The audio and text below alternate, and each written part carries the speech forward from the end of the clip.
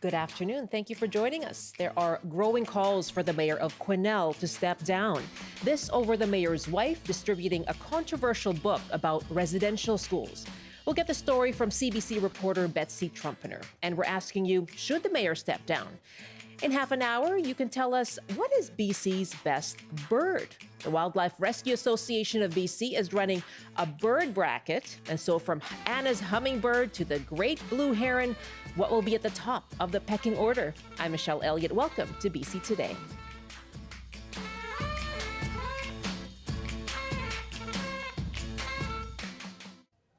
Thank you for joining us on CBC Radio 1, CBC Television, and live streaming on the CBC News app, cbc.ca/BC, and on the CBC Vancouver YouTube page.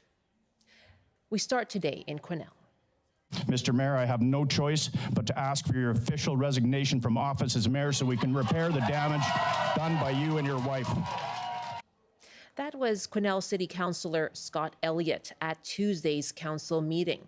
He's one of 3 councillors, along with several First Nations and some locals who are calling on Mayor Ron Paul to step down. Now, this after the mayor's wife handed out a controversial book about residential schools. Now, the controversy has been ongoing in Quesnel, and CBC reporter Betsy Trumpeter has been covering the story. She joins me now from Prince George. Hi, Betsy. Hello. How did this all begin? Well, last month, Lataco Dene First Nation sent a letter to Quesnel City Council raising concerns about this book that was being distributed by the mayor's wife. Here's Lataco Dene's band manager, Maynard Barra. So the book is titled Grave Error. The content it's just absolute bigotry and hatred. So they question the fact of the 215 in Kamloops, that plenty of the abuse never really took place. Disturbing and absolutely rips your stomach right out. We're not willing to. And that's Maynard Barra from the Lataco Dene band. All right. And what about from the mayor, Betsy? What have we heard from Mayor Ron Paul? Yeah, we spoke to the mayor last month after the nation's concerns first went to City Council. He told us that he hadn't known that his wife was distributing this book. If I'd have known it, I would have said something. And I mean, at the end of the day, we've been married for 33 years, and I have a whole lot of love and respect for her, and particularly her right to have and hold her beliefs and her opinions is paramount. We have disagreements, but at the end of the day, we make sure that we don't go to bed mad, and we get talking about things like First Nations and residential schools and COVID and Donald Trump and on it goes. But at the end of the day, we're best friends. And I must say that this is, I think, the most trying situation that I have ever encountered in those 52 years. But some people and many people will look at this situation as a threat to our reconciliation efforts. I like to maybe flip that on its head and welcome it as an opportunity for all of us together as a community to understand and respect one another's views and aspirations even more deeply. I don't look at this as a negative. I look at this as a positive. That's Mayor Ron Paul speaking to CBC. Betsy, how have the calls for his resignation grown? Well, on Tuesday, several hundred people marched through the streets of Quesnel, drumming and singing, and they were heading to City Hall. They filled the gallery, they packed the lobby and right out into the street. And there was a very emotionally charged 3-hour meeting. And here's what some of the people were saying. Us as people, our elders, we deserve better than having to come here to prove that our people went to residential schools, to prove that we were hurt, that we were broken. We deserve better.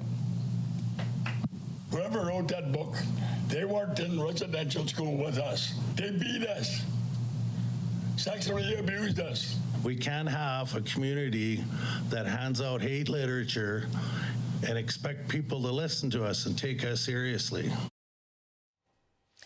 So those were some of the voices at City Council, very emotional. 3 city councillors joining the call for the mayor's resignation.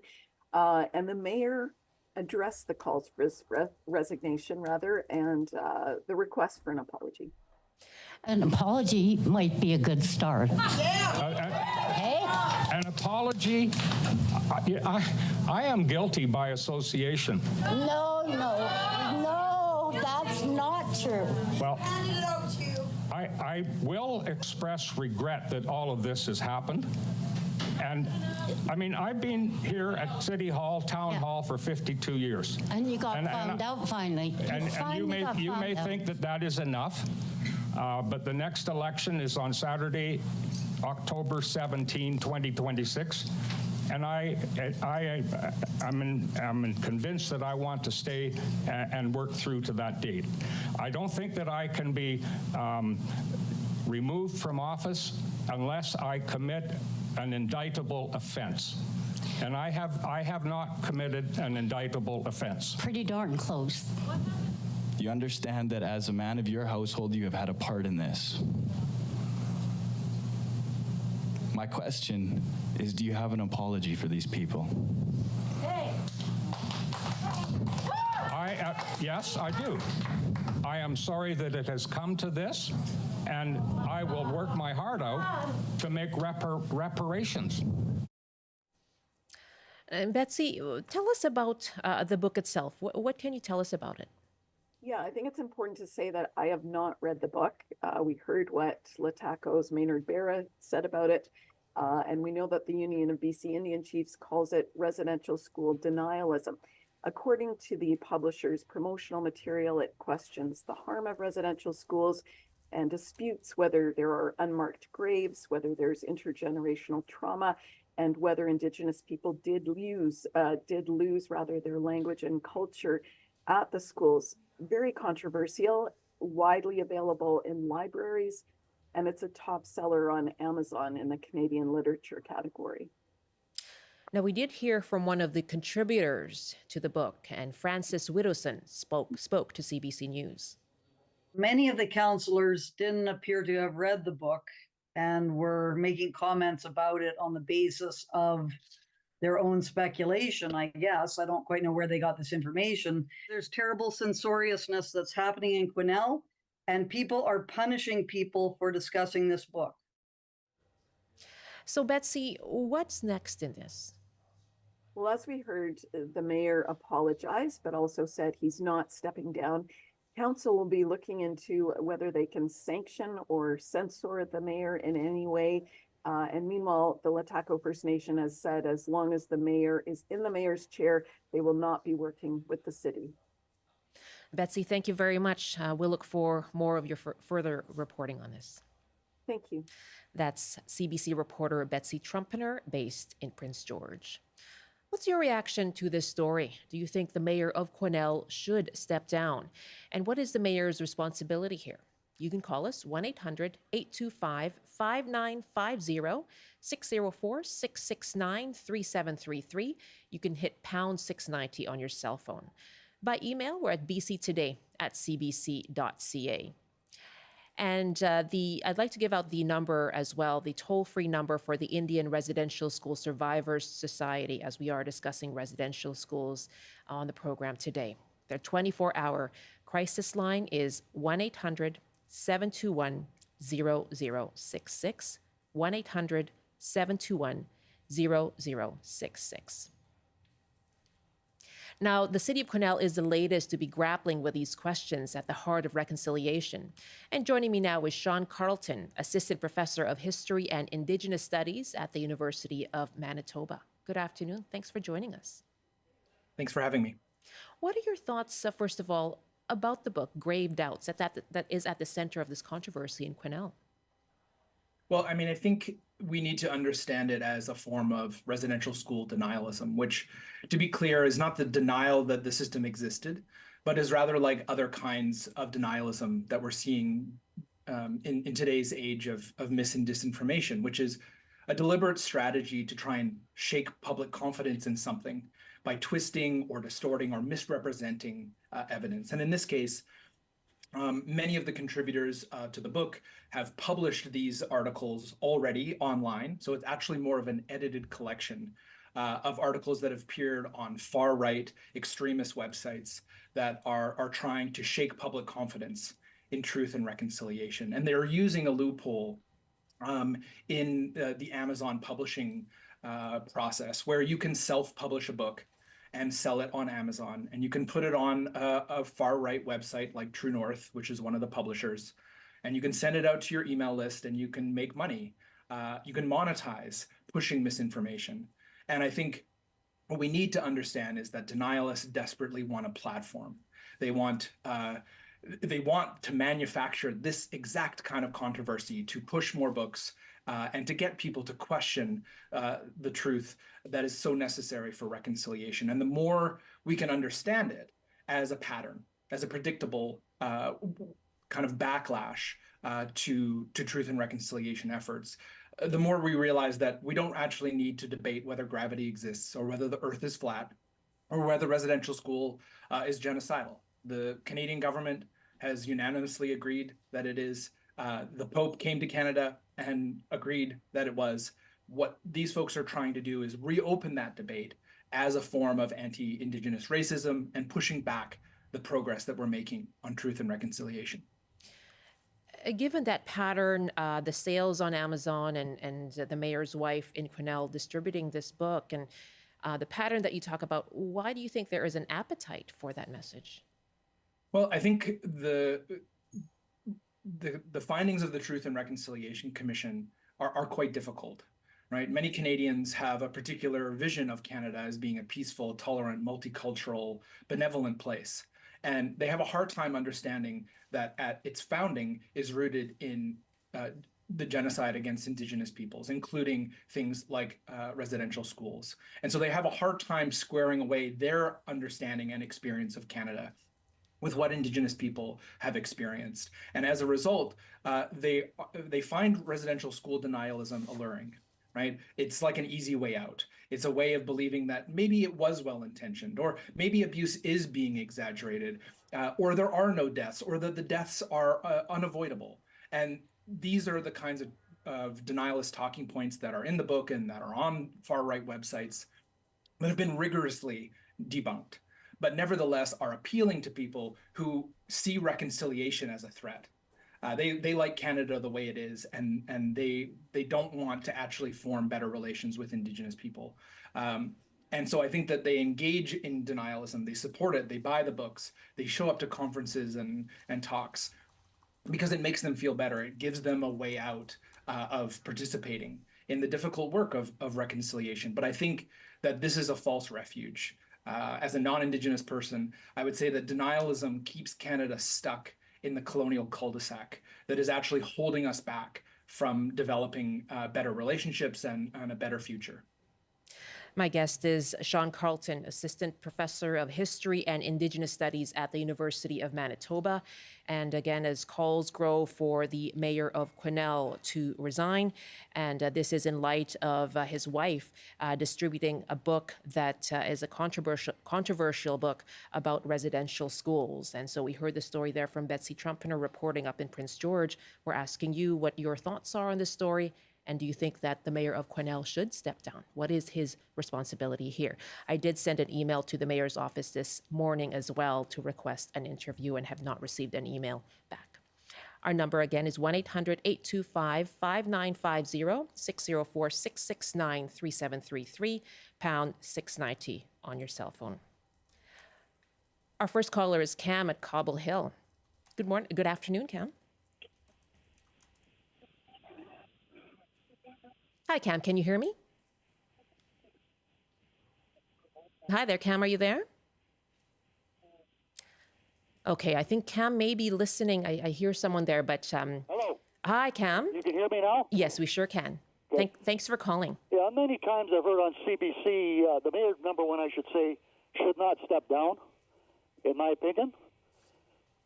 And on many times on CBC, they've had guests on there, they've used the word unmarked graves and that, and yet there's not been one body found anywhere in Canada. Nothing has been proven that there's any there. They should be labeled as anomalies, which is what, in my opinion, they are, until actually something is found. Why do you question the reports of the unmarked graves that have been found? Well, I question it because it's all money. They're getting millions and millions and billions of dollars with no proof. And I think that the Fifth Estate or something should actually look at that book and take it apart and actually look at the points of it and just see what's actually out there. There's been lots of things that have gone wrong in history. I've asked CBC on many occasions to talk about the 1803 Boston, which is a ship that came into Nootka, where 25 men were murdered and 2 men were kept off that ship for nearly 3 years as prisoners by the Nootka Indians. And it's never asked. Indigenous people are always asking, we need more money. Never asked where the money goes. Never asked how the Indigenous people have been subject, right, to the history of residential schools and the trauma of residential schools. Do you see that as something, that is part of history that needs to be explored in order for us to move forward as a society? Pardon? Complain about racism. Get rid of the Indian Act. Get rid of the reserve system. Give them title to the land. Okay, so that's the way forward in your view. Because it's just a money. And I like your expert on there to ask if did he even know about the ship at Nootka, the Boston in 1803, to show that things happened in the past. I don't know if you can talk about one or the other and compare them, but Cam, I appreciate your call in that this may be something that you have been interested in. I know you've called into the program before. Let me go back to Sean Carlton on that. Here's someone who says, I guess he's saying I need more evidence. Yeah, well, quite an angry comment there. But, one of the things that I find very frustrating about this kind of response, I think the caller used the phrase, not one body has been found. And I just don't understand that kind of response. I mean, it shows that people have not read the Truth and Reconciliation report very carefully, because what they're trying to do is say, no unmarked graves have been found, therefore there are no deaths, therefore residential schools are fine. And why that's so frustrating is that the Truth and Reconciliation Commission, using church and state records, have already documented more than 4,000 deaths that occurred in these schools for a variety of reasons, including deaths that were exacerbated by poor nutrition, lack of proper sanitation, unsafe conditions. Like the proof of death and genocide is already there. That was what the Truth and Reconciliation report was for, which was supported bipartisanly, right? We need to remember that the Truth and Reconciliation Commission was started, right? It came into effect under the Harper government. Mm-hmm. And yet what callers like that are trying to do is politicize this, right? Trying to say, there's no proof, when in reality there's already proof of deaths that happen in these schools, and that communities are now doing more work to determine whether there are additional deaths. We already have had in the Carcross School in Yukon additional deaths being uncovered through archival research, and the ground penetrating radar is just another tool. Your caller is actually right that it does not discover remains. It actually uncovers anomalies in the ground that, based on other kinds of information, including oral testimony, historical research, that may in fact confirm additional deaths. That's what's going on. But this is being spun by denialists deliberately into a controversy to get people worked up so that they can use it as another form of anti-Indigenous racism, very much tinged in the caller's comments there, which is unfortunate and very unhelpful in this particular moment of trying to actually build better relationships and move forward. Sean, I know you have to go, but I guess quickly, what do you think would help in moving forward? Well, I think Murray Sinclair, who is the chair of the TRC, always said that education is what got us into this mess, and education is what's needed to get us out. And what I would say is that misinformation, disinformation, things being hawked on Amazon and far-right websites for profit are actually not helping us. And people that are actually interested in moving us forward really need to sit down and read the Truth and Reconciliation Commission report, understand the truth that church and state documents have provided, that survivors of that system are telling us, so that we can figure out ways to build those better relationships. Misinformation keeps us stuck in the anger, the frustration, and it is actually preventing us from showing that real leadership. And one of the things, just quickly, is that in Betsy's reporting, one of the things that also came to light in the council meeting last night, which led to the calls for the mayor to step down, is that it was actually revealed that allegedly the mayor was distributing and recommending the book at a regional gathering of politicians, including to the mayor of 100 Mile House. So there's some potentially more research that needs to be done into actually the mayor relationship, both to his wife and to distributing this book.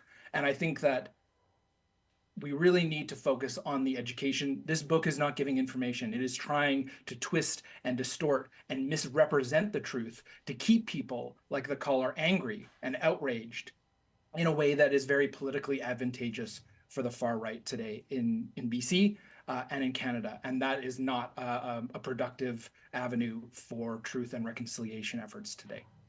Sean Carlton, thank you so much for your time. Thanks for having me. Sean Carlton is Assistant Professor of History and Indigenous Studies at the University of Manitoba. And yes, the final report of the Truth and Reconciliation Commission spans nearly 4,000 pages of what happened to Indigenous children who were forced to attend residential schools. They heard from more than 6,000 residential school survivors and heard testimony from them. There's also a report there of the Missing Children and Unmarked Burials Project that found many government and school officials did not record the names, gender, or cause of death of Indigenous students. It is 12:27, 1:27 in the Mountain Time Zone. You're with BC Today. And stay with us here on CBC Radio 1 with afternoon shows in your region, having more on today's top stories. Here's what's coming up at 3 o'clock in Metro Vancouver On the Coast. Hello there, Michelle. It's Gloria Makarenko here, and I wanted to flag a few things we've got lined up for On the Coast this afternoon. Now, you may know Carrie Brownstein as one of the stars of Portlandia. And you may also recognize her as a Pacific Northwest rocker, one of the pillars of the Riot Girl movement with the band Sleater-Kinney. Well, this afternoon, Sleater-Kinney is going to play the Vogue Theatre in Vancouver. Well, the concert's this evening. This afternoon, they're going to be in our studio, and we've got tickets to the concert to give away as well. And we're going to bring you an update on Gastown. In that area, roads have been closed for weeks already as the city undergoes work to revitalize the area. But this has been tough on some businesses. They're seeing fewer customers come by, so we are going to check in with a few of those business owners coming up this afternoon on the Coast between 3 and 6. Looking forward to it. Gloria, thank you very much. You can hear Gloria Makarenko this afternoon in Metro Vancouver. Of course, all points west as well on Vancouver Island and Radio West in the interior. All the afternoon shows here on CBC Radio 1.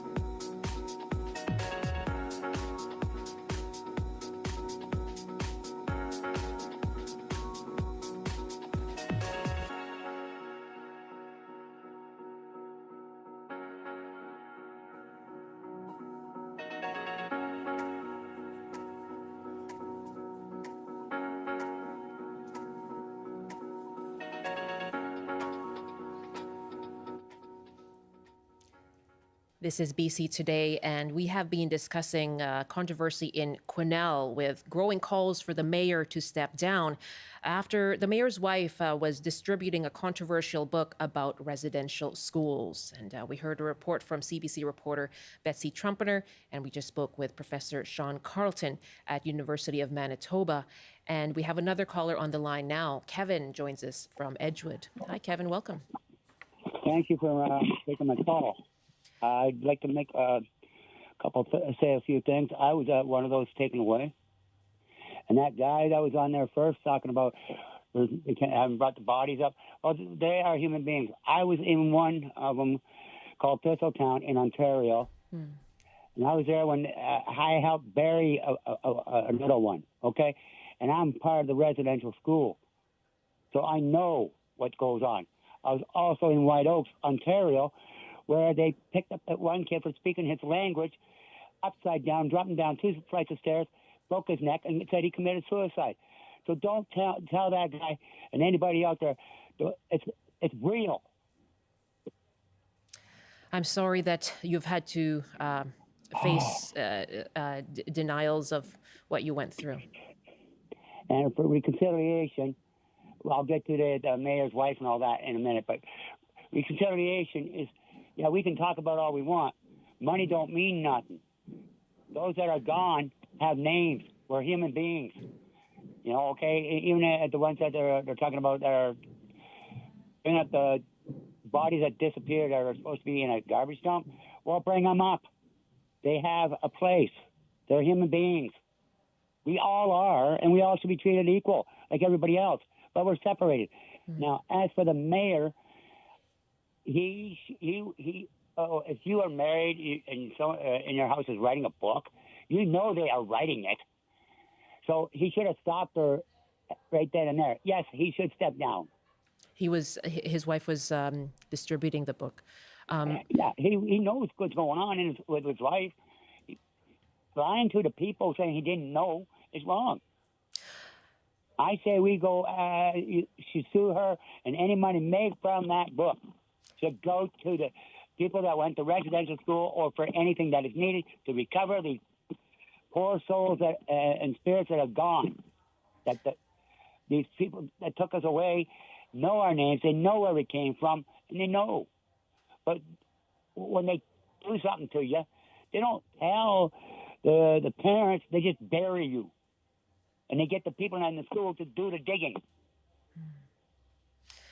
What do you think, with that information, the Truth and Reconciliation report that does talk about that, and the efforts of various First Nations and Indigenous groups now pursuing these findings, what do you think is needed to move forward and heal? For me, especially just for me, knowing I buried another original that they killed, I say all the bodies should be returned to where they belong and done, given a proper burial, and they have names. Every time I hear this on the radio, I break down. Why? They have names. Get their bodies out of that spot. That's not where they belong. They belong at home. If you understand, when that's done, then I might feel better. Kevin, I can't imagine the weight that stays with you and is on you. Yeah, well, only if you knew what I went through. I can't imagine. 8 years of it. 3 years, the longest Aboriginal to be in Thistletown, which is used to be an old army hospital. There's a hidden room there. If I had a reporter and I was able to get to Ontario, I could take you in there and show you a few things. We may want to touch base with you. I want to make sure that you're okay after this call, okay? But you have, and then the longest person in White Oaks as well. And I got accused of a lot of things like starting fires, which I never did. A lot of us ran away and were never found. Yeah, they were caught. And you want to know what they did to them? They beat them up until they died or had dead or whatever, and they just left them. So there's a lot more going on, and which some people haven't really mentioned yet. I can only say I'm sorry, Kevin. And they do it right in front of us just so we don't run away, and we do what we're told. Yeah. So, yeah. Thank you very These much. bodies have to be found and brought home, and they have names. They're human beings. I'm glad that you called, Kevin. Thank you very much. Yeah. I hope you're okay after this. We'll touch base after, okay? Yeah. Thank you. That's Kevin joining us from Edgewood. I do want to give out the crisis line for Indian Residential School Survivors Society, and that is a 24/7 crisis line. It's 1-800-721-0066. 1-800-721-0066. This is BC Today here on CBC. We're on Radio 1 and CBC Television as well, and live streaming on our website, cbc.ca/BC. You can also find us on YouTube at CBC Vancouver and also on the CBC News app. I'm Michelle Elliott. Thank you so much for joining us. It is now 12:36, 1:36 in the Mountain Time Zone, and it's time for a CBC News update. And here now is Robert Zimmerman. Good afternoon. BC is setting up a dedicated wildfire training and education center at Thompson Rivers University in Kamloops. Premier David Eby says the center will be the first of its kind in North America. The program is one of the 31 recommendations that came from a wildfire task force. A new study says Canada's wildfires last year were entirely to blame for a spike in global tree losses.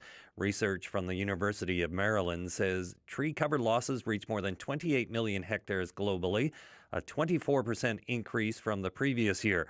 The report says Canada lost 8.6 million hectares of tree cover, and global tree loss would have decreased by 4% last year without the Canadian fires. And officials have a new strategy to rescue a young killer whale stuck in a lagoon off northern Vancouver Island.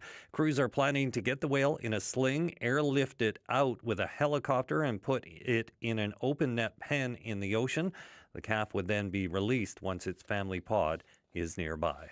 And now the forecast on the north coast, a mix of sun and cloud this afternoon with a high of 7, highs to 5 degrees and mainly cloudy in the Peace. In the central interior, a high of 7 degrees and sunny this afternoon, highs from 9 to 13 with showers in the Kootenays. In the southern interior, mainly cloudy with a high of 8, and cloudy in Greater Victoria this afternoon, a bit of sunshine in Metro Vancouver and the Fraser Valley with highs around 10.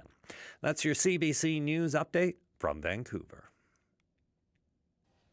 Thank you very much, Rob. That's Robert Zimmerman in the CBC Vancouver newsroom. Welcome back. This is BC Today here on CBC. And now the other day we spoke with the author of a new book here in BC. It's called Queenie Jean is in Trouble Again. And it's about a spirited grade 5, 10-year-old girl who has ADHD. And it's a lovely story about her and her life. We spoke with the author as well as a doctor who specializes in adult ADHD diagnosis. And we have some emails here. We've got a lot of emails on that, in fact. And Gail wrote us, I have ADHD, extroverted kind, just like my dad. My husband has ADHD, which is the introverted kind, which is a thing. From my earliest memories, I was told to talk less and talk way quieter. Never happened. But boy, once I had a child of my own, did we have fun. Once I started working, I could truly multitask like no one else. Now I am retired and I do yoga, bake bread, and garden all before lunch. No regrets here. And an email as well from Molly, who writes, my daughter was diagnosed with ADHD at the age of 5. There are many gifts that come with her large, energetic, creative, loving, deeply empathetic, and caring personality. There are also a lot of challenges as a parent, keeping up with what can also be a very high-needs child, prolific in her creative projects with big emotional regulation challenges. It would be nice if there were more support available for children with ADHD beyond medication. I have no opinion about medication. I just mean either way, parents need help learning to support their children to regulate and learn. I hope this will change in the future. Thanks so much. Our address, bctoday@cbc.ca.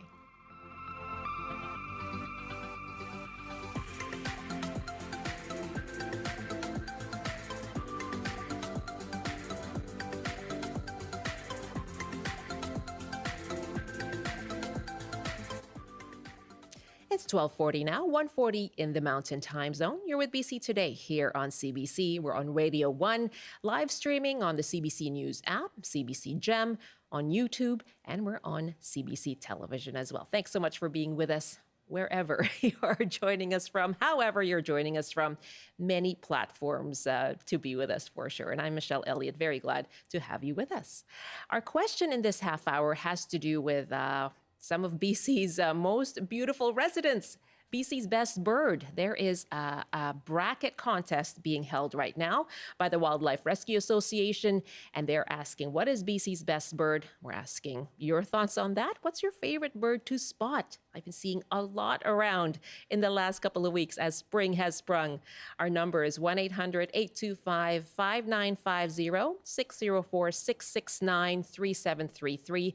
You can hit pound 690 on your cell phone. By email, we're at bctoday@cbc.ca. You can text your choice to us as well, 236-330-2623. And yes, if you have been hearing the birds all around you, they're very active and chirping away. So to celebrate the bounty and beauty of BC birds, the Wildlife Rescue Association of BC is holding a bracket contest. And Linda Backer is the co-executive director of the Wildlife Rescue Association. And here she is explaining why they're running this contest.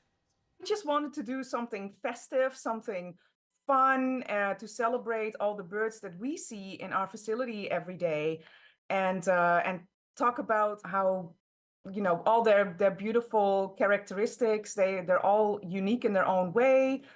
We love all birds, but this is sort of a fun way to highlight some of them.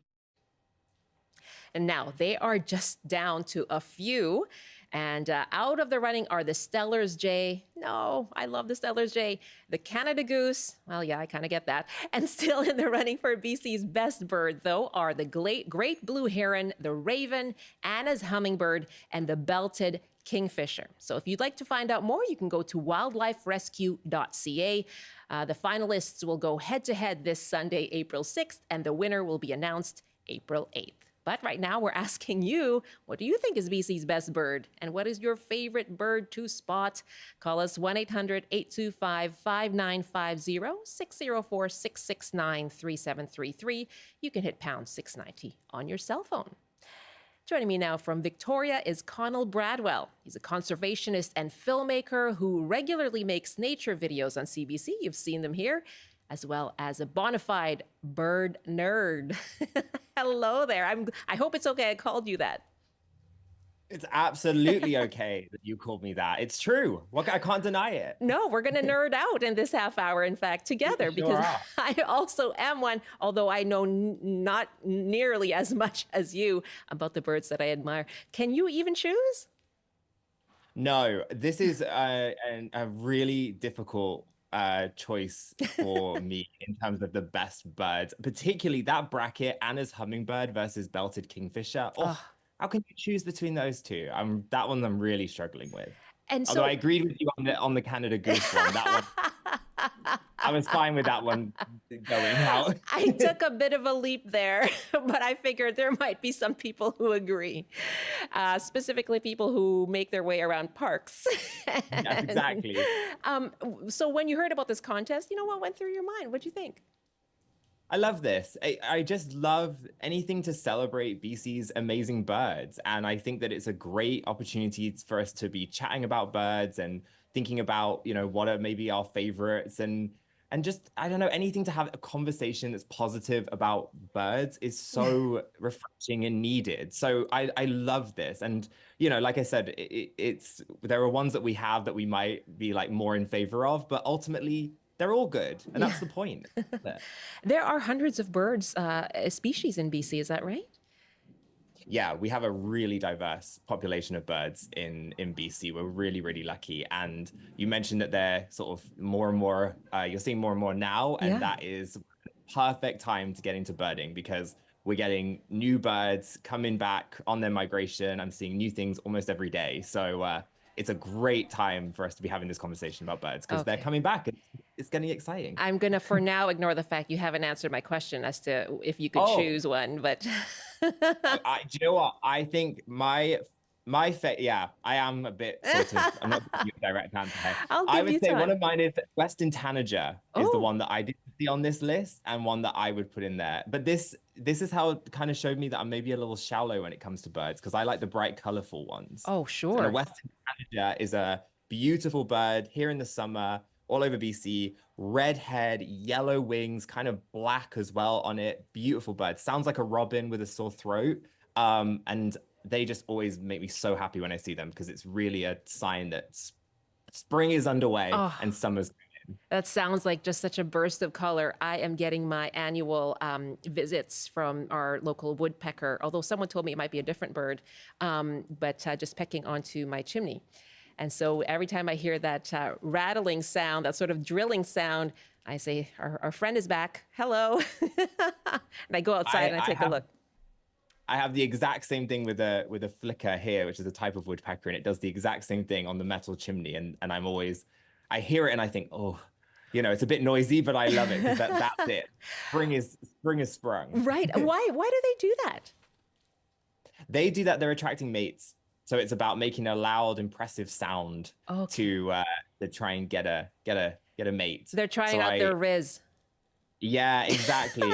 The robins are doing it too, right outside my window. They make this call over and over again. And if I could get him a girlfriend, I really would, because I'm kind of getting like, you know, just at moving 5 o'clock in the along. morning.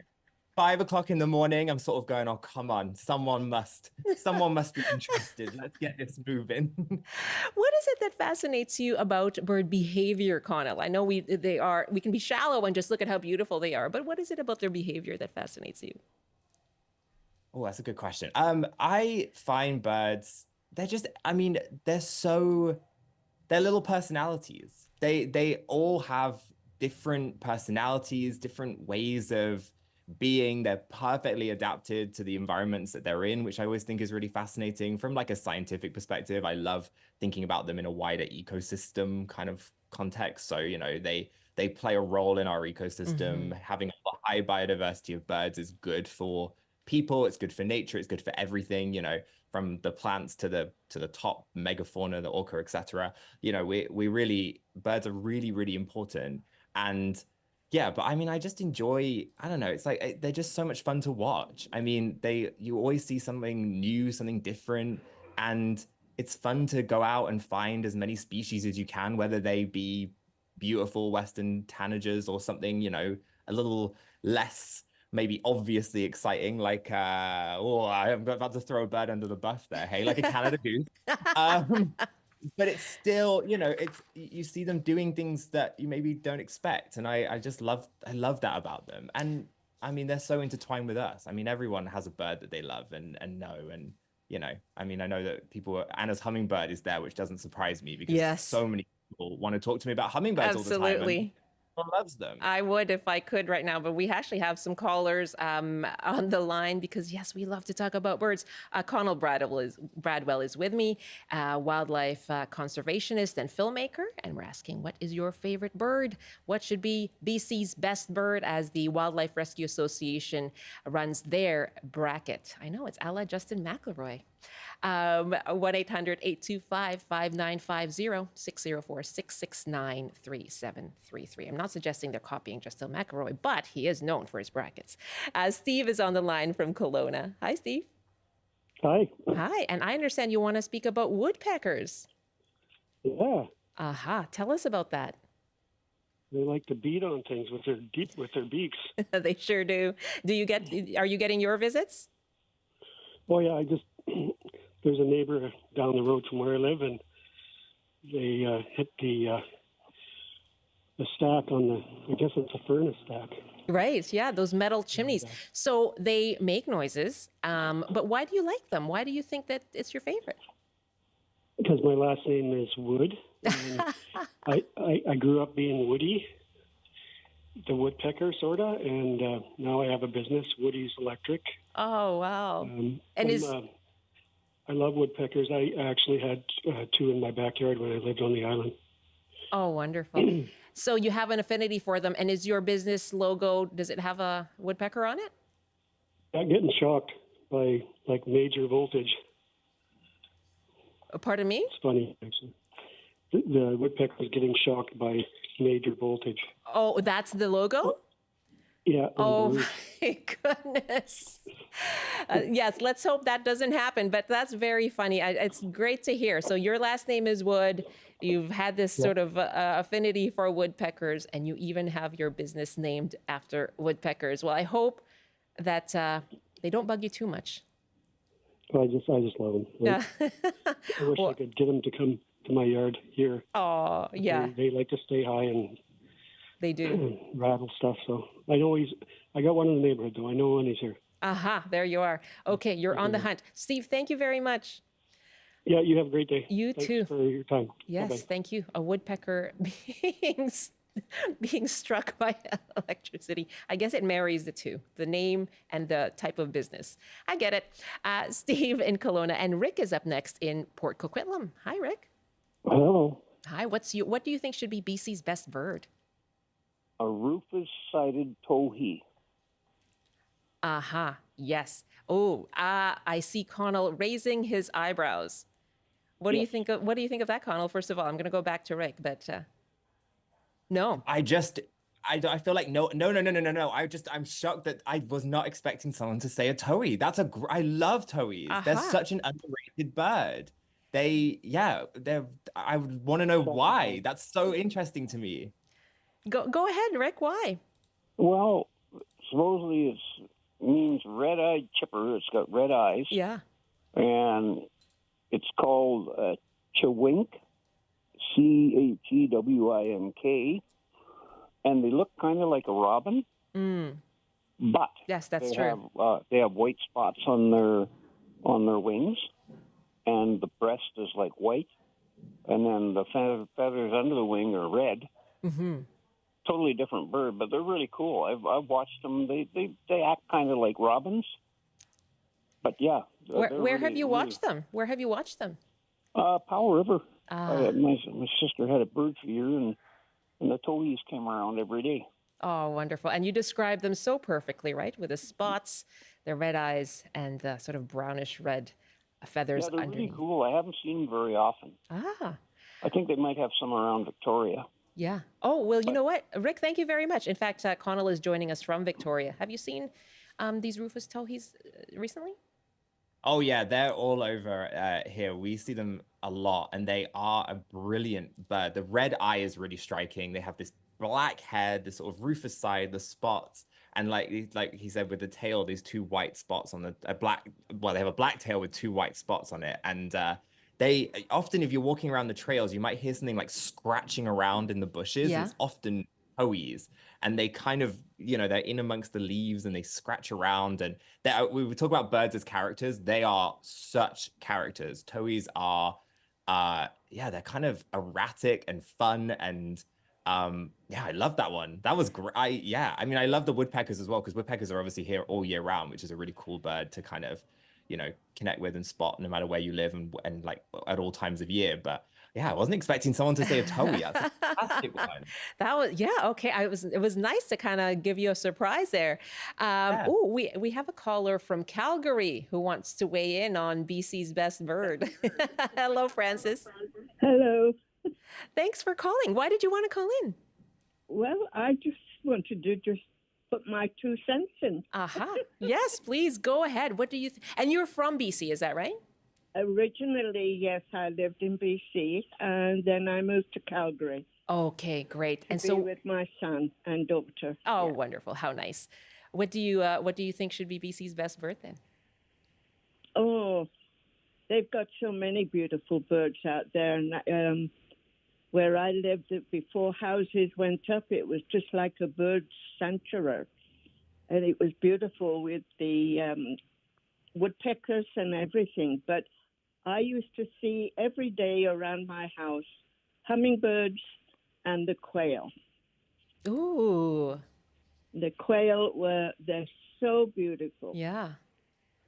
Oh, and the hummingbirds, absolutely. I love just being, just encountering one, because you don't know when you're going to encounter one, and suddenly there it is right behind you, sort of hear the humming. And do you see many birds in Calgary, Francis? Just the magpies. Mm-hmm. That's mostly. I haven't seen any other kind of birds around where I'm living at the moment. Oh. And you do not see hummingbirds. I haven't seen one since I've been here. Aha. Okay. So are you regretting that a little bit? I am. Very much so. So much so. So much so that you wanted to call in. I'm so happy you called in, Francis. Thanks so much. Have a great day in Calgary, okay? And you too. Thank you. Bye now. Bye-bye. Courtney is in White Rock. What's your favorite bird, Courtney?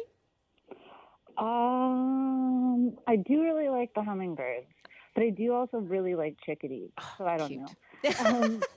I've also got a northern flicker frequently on my roof. He goes inside my metal chimney. Oh my I don't know how he does it. Like you could, I don't know. It's weird. He goes like right inside the metal chimney, and then he'll like poke out and like poke back in. And they're such an elusive bird, but they're so cool. But I have chickadees building a nest in my backyard. I have a dead tree in my backyard, which all the birds love, and they've been burrowing a hole in it. And so I get to watch them every day. They're in there, and then they come out, and they let the little pieces of sawdust go, and they go in there, and they come out. I've heard that they build multiple nests, so I don't know if they're going to use this one, but I really hope they do. You're just loving watching them. Yeah. Oh my gosh, they are so cute. Courtney, thank you very much. I'm just going to, take care. I'm just going to wrap with Connell. Maybe I'll just get you to quickly comment on that. Do you think that they will build more? You know what? I just hope that they're going to use that one. Yeah. It sounds like, they're putting a lot of effort into it. I would be really hopeful. I mean, I know that if I saw them building that nest and putting all that effort, I would also be like willing them in there. So I just hope that happens because they're so beautiful and so cute, and seeing the babies and them coming back and forth. This is what I mean. It's like, it's like little dramas, they're just so much fun to watch. I love it. Yeah. Forget the Netflix binge. Just watch the birds. Exactly. The hummingbirds, the hummingbirds have a lot of drama around me. They're very territorial. I'm sure everyone has a lot of those. Like, you know, and the woodpeckers, the flickers inside your chimney and stuff. I just love this kind of stuff. Like you said, just watching the birds, it can be a load of fun. And yeah. I can hear your passion. I'm sure you're off to take some more photos. I know that you take some beautiful ones and gorgeous ones. Connell, thanks so much. Thank you so much. Happy bird watching to you. That is wildlife filmmaker and conservationist Connell Bradwell. Thanks for watching.